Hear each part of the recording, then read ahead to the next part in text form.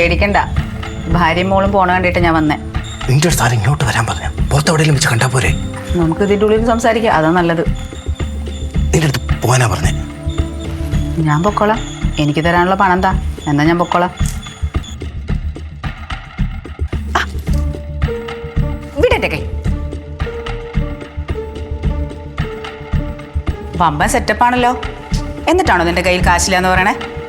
നീന, നീ വിചാരിക്കുന്ന പോലെ പൈസയൊന്നും എന്നെ കൊണ്ട് വേഗം സെറ്റ് ചെയ്യാൻ പറ്റത്തില്ല. സ്വർണ്ണം എന്തെങ്കിലും എടുത്ത് പണയം വെക്കാന്ന് വെച്ചാൽ അത് ലോക്കറില്ല. അവൾ അറിയാതെ എനിക്കൊന്നും ചെയ്യാൻ പറ്റത്തില്ല. സതീഷേ, നീ ഇനി ഒന്നും പറഞ്ഞിട്ട് കാര്യമില്ല. ഒന്നില്ലെങ്കിൽ ക്യാഷ് എൻ്റെ അക്കൗണ്ടിലെത്തണം, അല്ലെങ്കിൽ എൻ്റെ കയ്യിൽ തരണം. ഇത് രണ്ടും നിനക്ക് പറ്റിയില്ലെങ്കിൽ നിന്റെ കുന്തളിപ്പിൻ്റെ വീഡിയോസും ഫോട്ടോസും നിന്റെ ഭാര്യയ്ക്കും വീട്ടുകാർക്കും കിട്ടും. പിന്നെ എന്താ സംഭവിക്കാൻ നിനക്ക് അറിയാലോ? ഒന്നും സംഭവിക്കാൻ പോകുന്നില്ല.